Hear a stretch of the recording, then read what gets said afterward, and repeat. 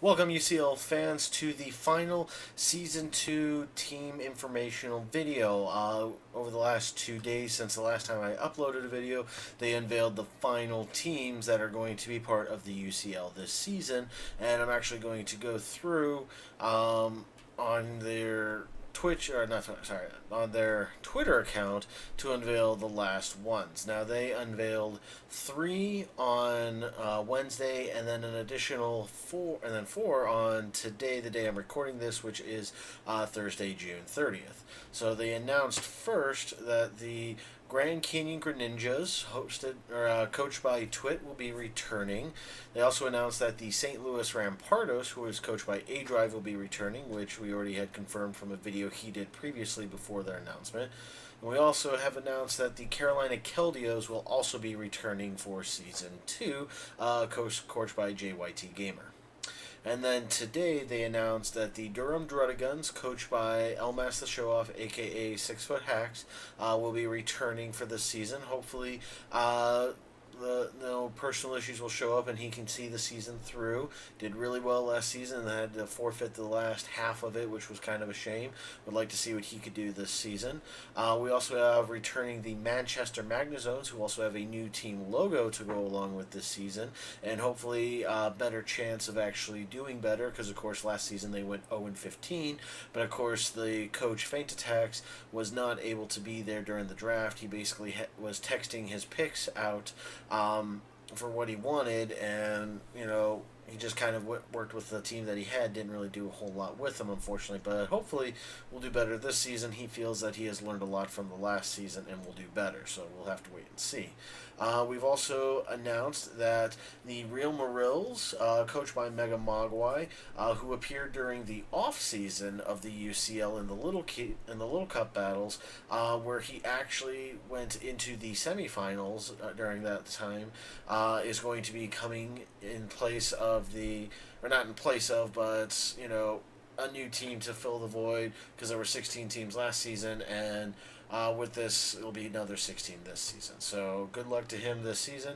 And then the final team that is going to be appearing, of course, I confirmed earlier after talking with them on a Twitch stream, is going to be the Tulsa Talonflames, coached by Cuddle of Death herself. So that is all of the teams. Of course, I would also like to remind you all, probably by the time this video go up, the draft should just be about starting, or will be depending on if I'll probably get this up about an hour or two before the draft goes live, but here's the link as well as the video for it. I'll also have a link down in the description talking about it, or at least linking it to it, so if you have not gone and checked it out, definitely go take a look at it. I myself will be at work, so I won't be able to watch it personally, but I will be, as soon as I get home from work, I'm going to be tuning in and at least going through the recap of what all was drafted. I'll have a notebook set aside with all the teams and keeping track of who they drafted where. I'm also going to be keeping track, of course, of trades that will happen throughout the season. I will announce those on my videos. I will also be doing recaps as well as rankings every Tuesday, more than likely, at least as of right now. That's what I did during the first season of the UCL as well as the Little Cup, and I plan on doing that again this season with it. Of course, there'll probably be about a 1 week interval between when they draft their teams and when they actually have their first matches. Let's not forget, if it's anything like what they did in Season 1, the coaches, once they get their draft for the first week, they have to use those mons. They cannot do any trade-ins. They can do trades starting after the first week has concluded, so starting in week 2, any trades can be happen, and will go up until, I believe it was week 8 or 9, possibly 10. I want to say it was 8 will be the last week that trades can go through. After that, whatever teams they have will be set in stone. Megas have to be traded for another mega. I don't know how well it's going to work if they're in different tiers for it, but if they're in the same tier, it will definitely be easier for it. And of course, when they draft, they will get 3 Mon from each of the Smogon tier settings, so OU, UU, RU, and NU will be drafted from it. It's going to take place over the 2 days, so I'd imagine if it's like they did it the first time around, in day one they will be drafting from OU and UU, and day two they will be drafting from RU and NU on it. So it'll be definitely interesting to see. We also already know one mega has been banned from competitive from this season, which is going to be the Mega Metagross, as I said earlier. And also, they have not said anything yet, but I'm sure they will announce it during the stream that the Season 1 champions, the Bronx Beartics, will have a chance to basically franchise, I guess you could say, one of the Pokemon from Season 1. So no matter where they fall in the draft, they will get that Mon in that tier regardless of what happens. They can come up 16th in the draft and not have to worry about losing one Pokemon from it because they will be guaranteed that one on it. But that is going to do it. I will be back next week doing individual team analysis for all the teams. I'll probably do it in alphabetical order, I guess. I have no idea how I'll do it, but I'll try to get up 2 to 3 videos worth up every day for it. I don't know. It all depends on how my work schedule is, as well as what all goes on with it. I don't know also if I'll be in this room for it, because I'm recording it on my fiance's computer right now instead of on my other one, because hers is a lot nicer than mine and actually records a lot smoother than mine.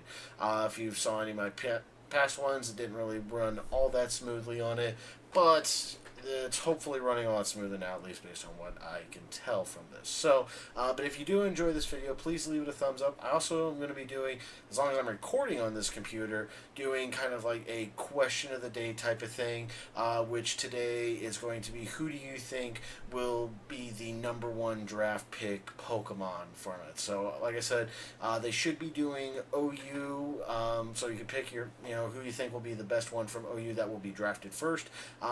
Or it could be, if anything, give me the first, who you think will be #1 from all the tiers. So not just OU, but UU, NU, and RU, just in case they mix it up this time. So thank you all very much for watching. I hope you do enjoy this. I'm having a lot of fun doing this. And also don't forget, this is all unofficially, or, I'm not in any way connected to the UCL or any of the coaches that are involved. I would like to be. I know that they put out a Twitter, or the Heated Mo, who's one of the people that are in charge of the UCL Twitter, said that if you are interested or want to do something for them, to tweet at them, and I did do that. And I encourage anyone who watches this, if they want this to be more of an official thing, to tweet at the UCL as well. Tweet, whoever you want to, just be like, hey, we've seen this guy, Nintendo Fanatic 64, or whatever you want to call me for it, has been doing these videos, have been doing them since Season 1. I'm asking for help on this to try and make this official. I might even do a second one just asking, because I don't know how many people are watching all the way through. But if you are, please, thank you very much for the support on this. And like I said, I will be back on Tuesday, starting with my draft analysis. So thank you all very much for watching. Take care, and good night.